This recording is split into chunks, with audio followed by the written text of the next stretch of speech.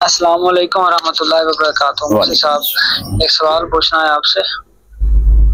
آج نا مجھے ایک بندہ ملا تو سلام دعا کے بعد باتیں شروع ہو گئی، تو اس نے نا مجھ سے ایک سوال کیا جس کا جواب میں نہیں دے پایا۔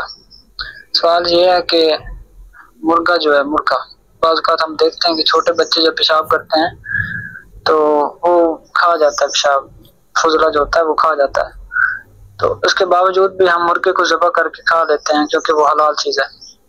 اور دوسری طرف اس نے ایک اور بات کہی کہ جو سور ہے، سور بھی گند کھاتا ہے اور وہ تو حرام ہے، ہر بندہ جانتا ہے۔ تو اگر مرغا گند کھا رہا ہے اس کے باوجود بھی وہ حلال ہے، تو سور سور تو حرام ہے، سور اگر گند کھاتا ہے وہ حرام ہے، اگر مرغا کھا رہا ہے تو وہ کیسے حلال ہوا؟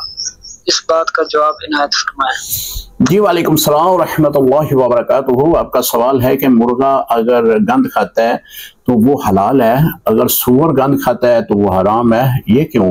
جی سب سے پہلے تو ہم اپنی شریعت کا حکم مانیں گے، جو شریعت حکم دیتی ہے۔ شریعت میں حکم یہ ہے کہ مرغا حلال جانور ہے، اور سور جو ہے وہ نص قطعی سے جو نجس العین اسے کہا گیا ہے، وہ نص قطعی یعنی قرآن پاک میں اس کو حرام قرار دیا ہے۔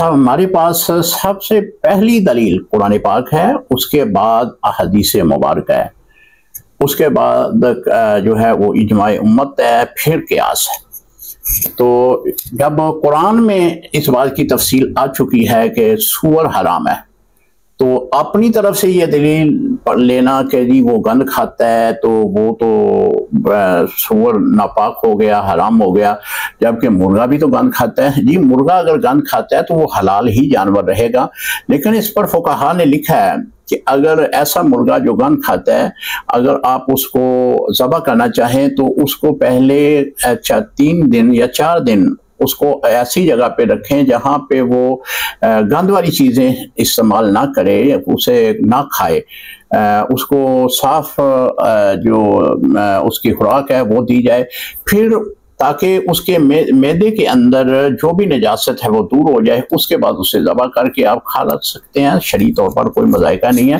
دلیل یہی ہے کہ شریعت میں مرغا حلال ہے اور سور حرام ہے۔ السلام علیکم ورحمۃ اللہ وبرکاتہ۔